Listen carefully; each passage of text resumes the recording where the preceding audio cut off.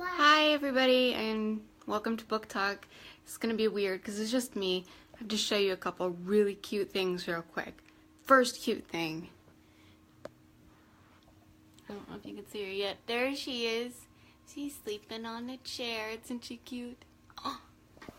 Yeah, we love her. Second cute thing is my beautiful daughter, Ellie, would like to talk to you real quick about a book. She's been begging me to be a part of Book Talk, so she really wants to share this book that I got her.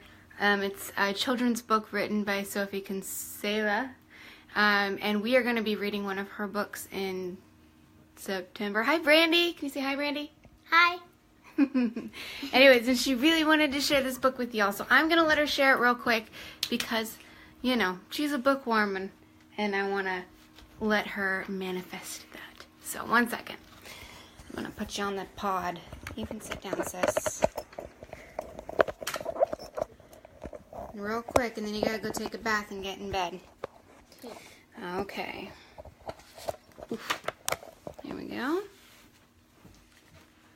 So it's like, in the book, there's my favorite parts, and it's so weird, but... Can you tell them what this book is real quick before you say anything else? It's called Fairy Mom and Me. Fairy Mom and Me by Sophie Kinsella. We love this book, and it's really funny. So if you're looking for a new book for littles, this is a good one. Yeah. All right. Go get in the tub, kid. Oh, show them the poop picture. There's poop in this book. Yeah. Disclaimer, just so you know. It's very weird. Okay, that's the page that we left off. Find it? Sorry, guys. One second. Oh, wait. Somewhere over here. There it is. The cow pooped on the floor. The mom did some magic, and then there was a cow in the kitchen. Want to see the page before this? I'm gonna get it. Why isn't this? There you go. Okay, here's the cow. There's a cow in the kitchen. Yes. The cow in the kitchen. And the cow poops in the kitchen. Yes, it does. All right, all right. Thank you all for sitting through that for 1 second. Go get in the tub, kiddo. All right. Ooh, let me sit down. Hi. Hi, Tori. Hi, how are you doing? Thanks for being patient with guys. She's been bugging and bugging and bugging me to share this book with you guys, so I let her because I like the kid. Anyways, I hope you guys have had an excellent month of reading. I've actually been very busy. Callie had a baby. It was great. And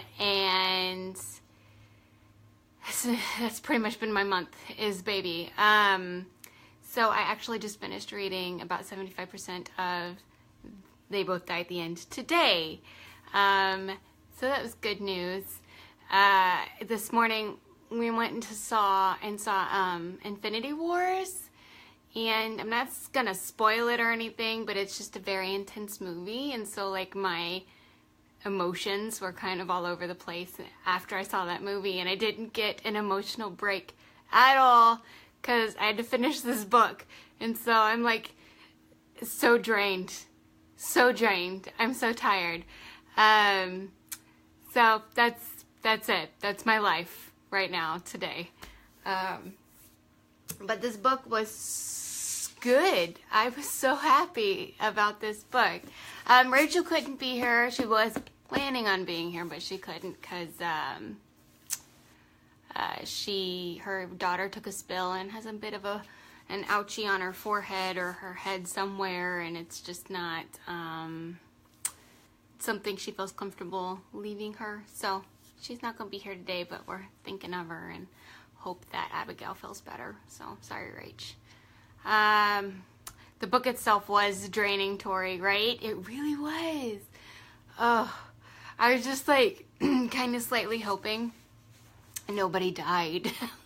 I was like holding out. I'm like, maybe they beat the system, you know. They don't. The story is not, the title of the book isn't lying to anybody. unfortunately. I was kind of hoping it was like one of them like clickbait almost, you know. But it wasn't. Spoilers. This book, its name lives up to itself. Everybody dies at the end. Well, not everybody, but yeah. It got me. It was very thought-provoking, though. It was a very thought-provoking book. I just kept reading it and thinking to myself, would I want to know? Would I want to know if I was going to die? I don't think I do. I don't think I'd want to know. What's that, Buttercup? There's no water in the bathtub. You can... Okay, go tell your dad. I already told him. Oh. He said, after Mom does book talk. Okay, well then why don't you go play for a little bit then? Alright, I love you. Sorry. This chair is broken and my butt goes... I'm sure we've talked about this before, but I feel like the chair is eating me. Anyways, I don't know. What are your guys' thoughts on the whole, like, death call thing? What is it called?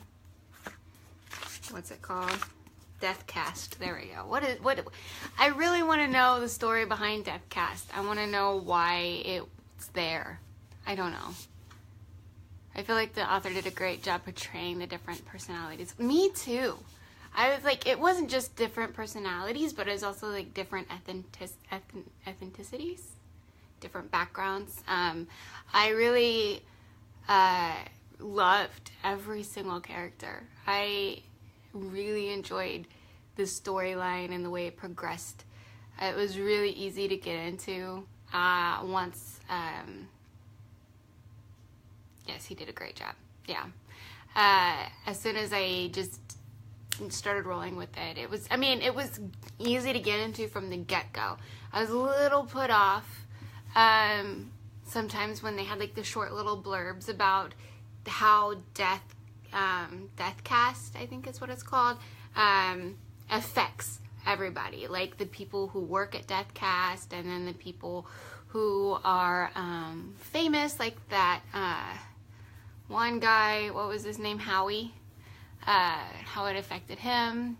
I wasn't sure about the characters in the beginning, but it did not take me long to fall in love with them. Yeah. I really did not like that Peck character. I didn't like him at all.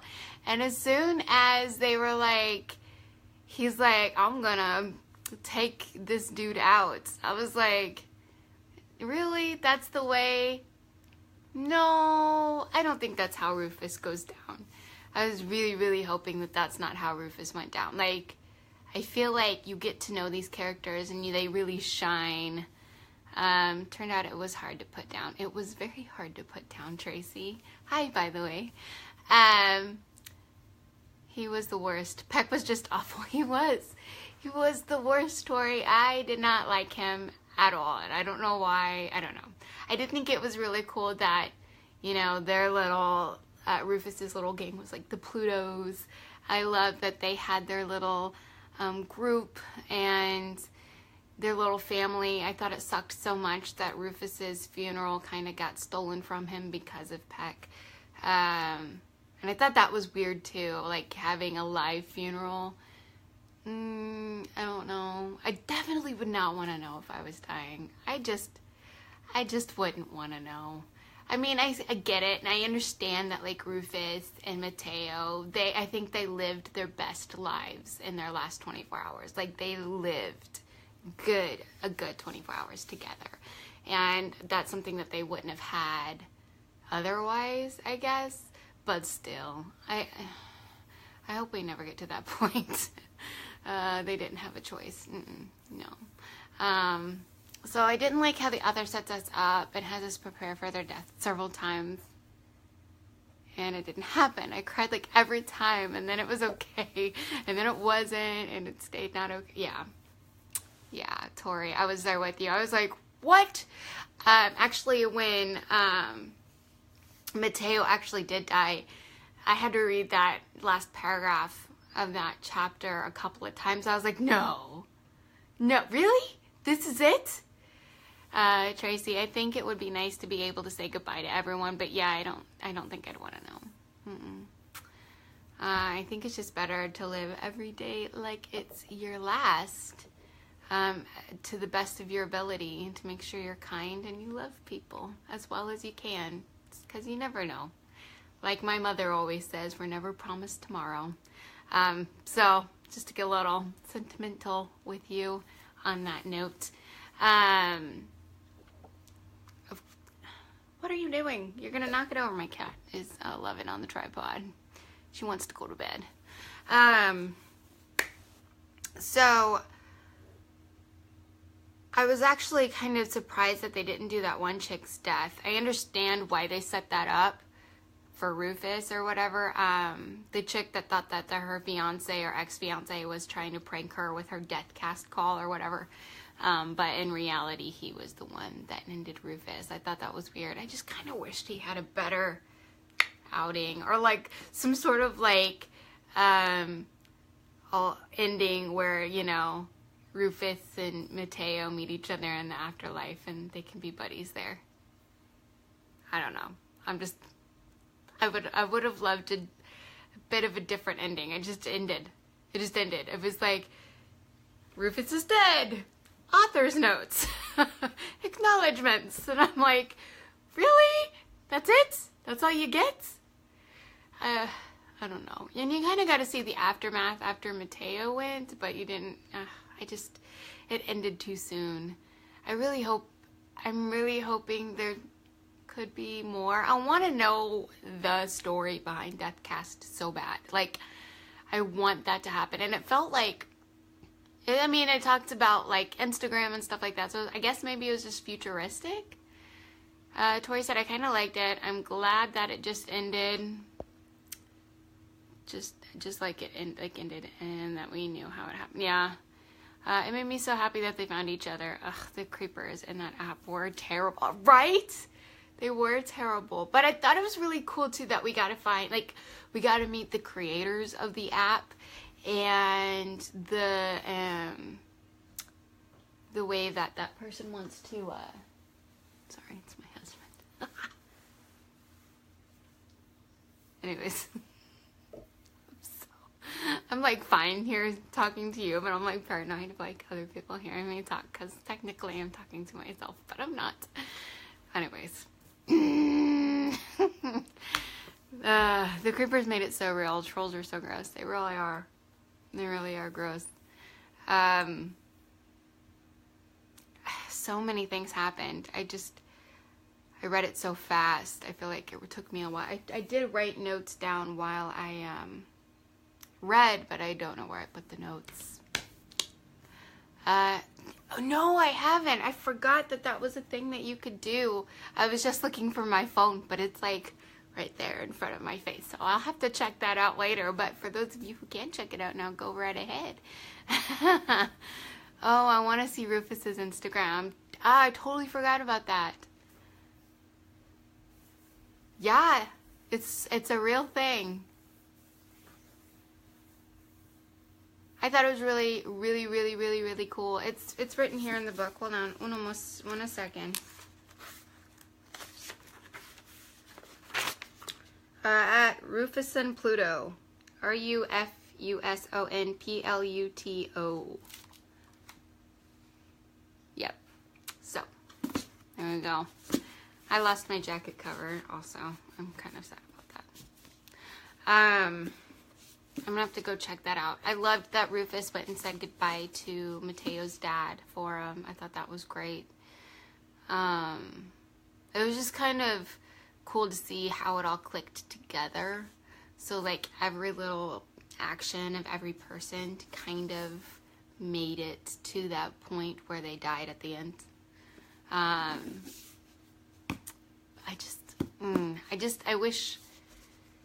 wish there was a little bit more in this book, just a little bit. There were definitely times where I thought it was a little rushed, and I understand, but I did like how he like time-stamped everything, and so you gotta know from like the whole 24 hours after they, you know, at midnight when they got the call, and then from then on out, you kind of gotta see part 2, LOL, like a sequel? Is that what you're referring to? That was, I don't think that's proper. Bridget says, I can't actually listen right now because I'm with my family, but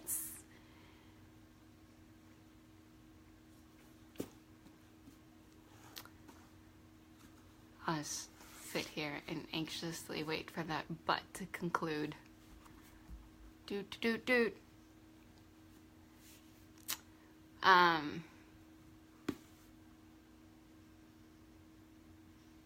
This book was so... Okay, there we go. But it is weird to say that I was scrolling and stopped because you're so pretty. Oh, Bridget, I just love you so much. Thank you for thinking that. My daughter says I'm really pretty too, so thanks. I'll have to let her know you said that. She'll be so happy.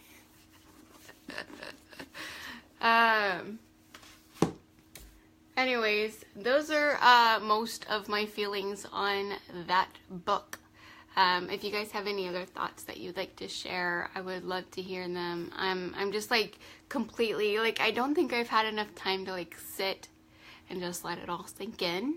Because like I literally just finished reading it an hour ago, and I like to go back and recap. I did really love, like, I love that Mateo kept adding extra money and tipping, like all the places that catered to the Deckers for their last days, so that they can keep doing those things in the future, which I thought was cool. And I'm glad that they have those things for those people, and like the free meals and whatnot.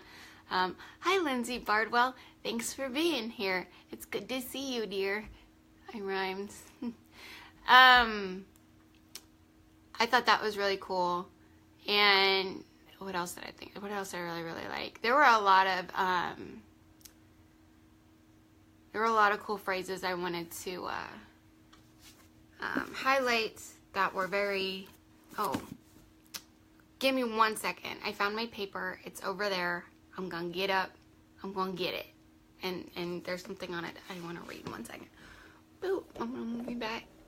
I'm gonna do that. Okay, 1 second. 1 second. Okay.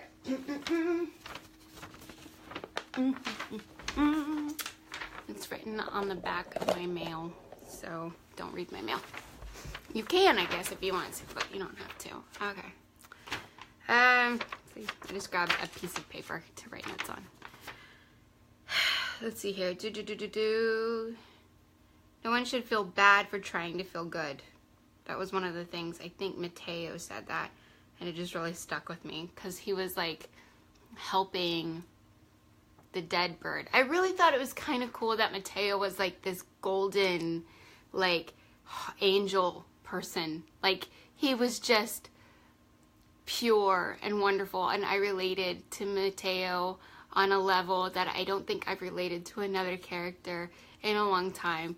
Like, I am that person that will sit in their room and scroll and scroll and scroll, and I'm very cautious.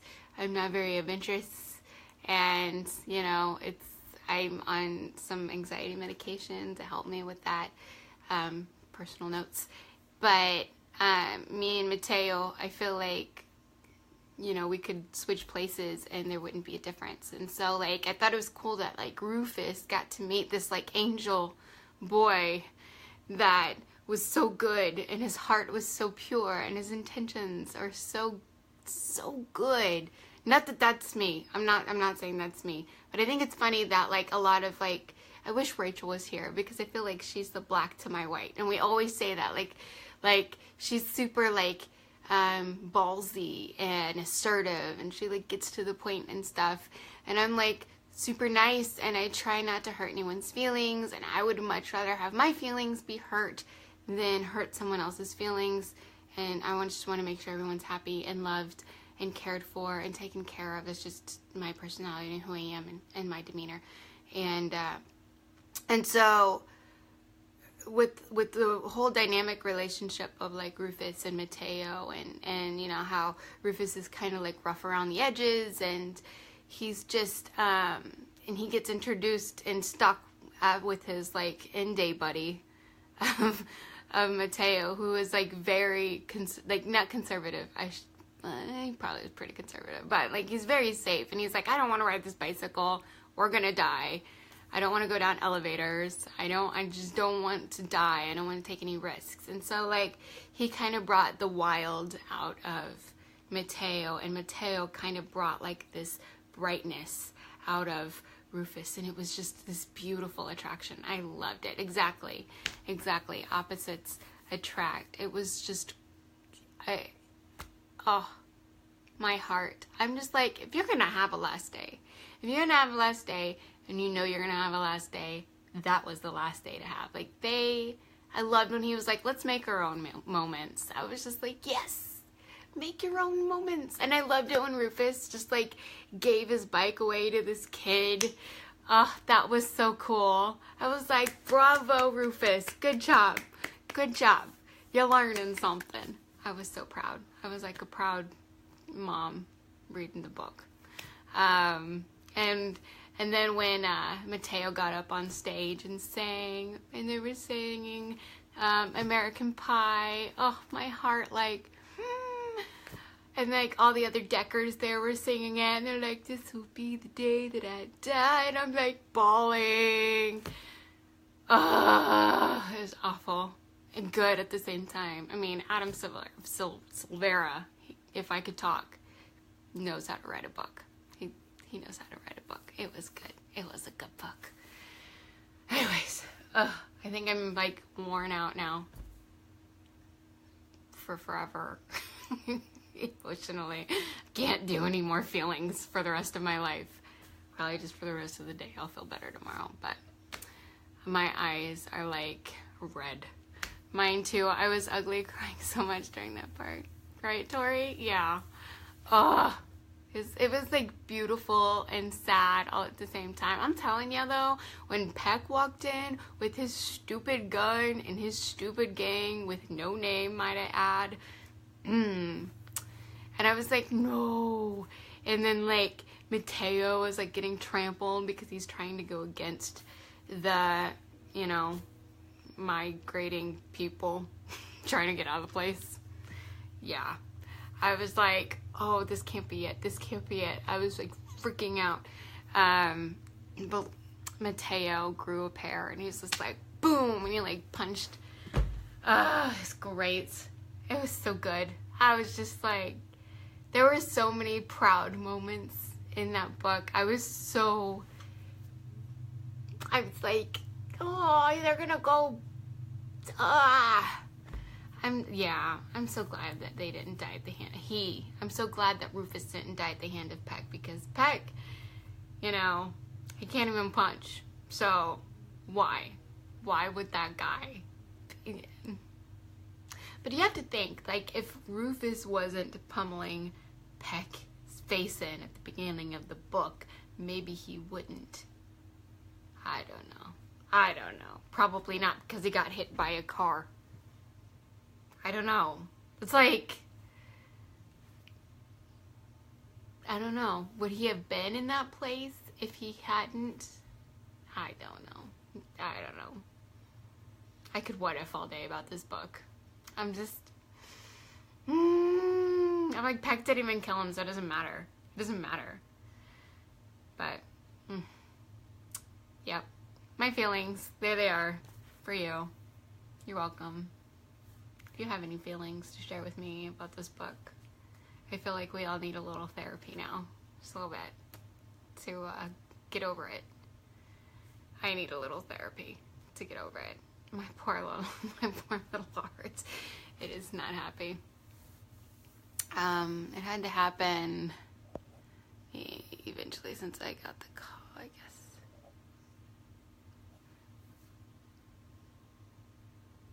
Yeah. Yeah, you're right, Miranda. You're right, Tori. You're right. Oh. Anyways, I don't really know what else to talk about. I think I've like completely spilled it all out for you. Unless there's something else you want to share about the book. I'm pretty sure we covered most of it. I'm really excited about next month's book, I'm going to go ahead and, if no one else has anything to say, next month's book is Turtles All the Way Down, and I kind of planned that. It's really emotionally draining even without Infinity Wars. Right? I want everyone to see Infinity Wars so that we can be on the same emotional page. I need that to happen. I'm like kind of mad that I saw it now because I don't. We're not going to talk about that anymore. Brandy, you message me when you're done seeing it. Okay? You do that, please. Thank you. I would appreciate it. My husband, he's not getting it on the level that I am feeling. Tori's going on Tuesday. I feel like we should just have a live stream after everyone sees Infinity Wars. And we can just like, about that, because that's, oh my gosh. Anyways. Next month's book is Turtles All the Way Down by John Green, and May is National Mental Health Awareness Month. And I just wanted to kind of plan it that way. I thought that was a pretty good thing. Turtles All the Way Down, I read it when it came out in October, and it was, I read it so fast. I ate it so fast. It was just, it was so good. It was like you hadn't had a chocolate chip cookie in a while, and John Green books are chocolate chip cookies. And then he's like, here's a chocolate chip cookie, and yep, that's what happened. Yes, I am referring to John Green books as food, because it just seems like that's a thing that you should do. If you haven't read Turtles All the Way Down, or you don't have a copy of it, I'm pretty sure they are easy to come by. He just signed billions of them. I think the net worth for a signed copy of Turtles All the Way Down is actually lower than an unsigned copy. It is harder to find an unsigned copy of Turtles All the Way Down than it is to find a signed copy, which I think is pretty freaking hilarious. I kind of want to find just an unsigned copy just so I can have both. But yeah, it'll be less traumatic than this book, I think. Also, speaking of John Green, I'm a big John Green, Hank Green, Green Brothers fan, and Hank Green is coming out with a new book. I don't remember the name of it, but I'll link it below, or not link it below, but I can add it to the comments, but I can also add it to the book group page, which I'm really excited. It's Hank's first novel ever, so, and I really, really, really love, I really, really love listening to their podcasts of, what is it called?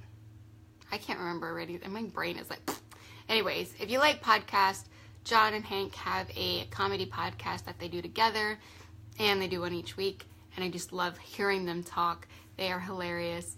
My kids love them so much, and I just think they're really cool people. So the fact that they have books that you can read and you can kind of get into their minds a little bit more, I just think that's great. So I'm really excited that this year, 2018's reading list has a John Green book in it, and probably next year is Hank Green's new book will probably be on there, just so you know. But that's that. Can't wait for next month's book. I hope that there will be a person maybe sitting right here, or like right here next to me, to like talk about the book with me, so I don't feel so awkward talking by myself. But you know, Westworld is starting, so Tori's leaving. Bye, Tori. Happy reading. Enjoy Westworld. I'm about ready to go Netflix myself some things as well. I've been Grey's Anatomying it up a lot lately, so anyways, I'm gonna stop rambling. I'm gonna let you guys off the hook since shows are starting, and I'm sure you want to be with your families, and I need to bathe stinky children for tomorrow. So I will talk to you guys later. I hope you have a fantastic rest of your evening, a really great, spectacular week, and I can't wait until next month. So have a great night. More emotional turmoil. Love you, ladies. Love you, people. Goodbye. Hi, kitty.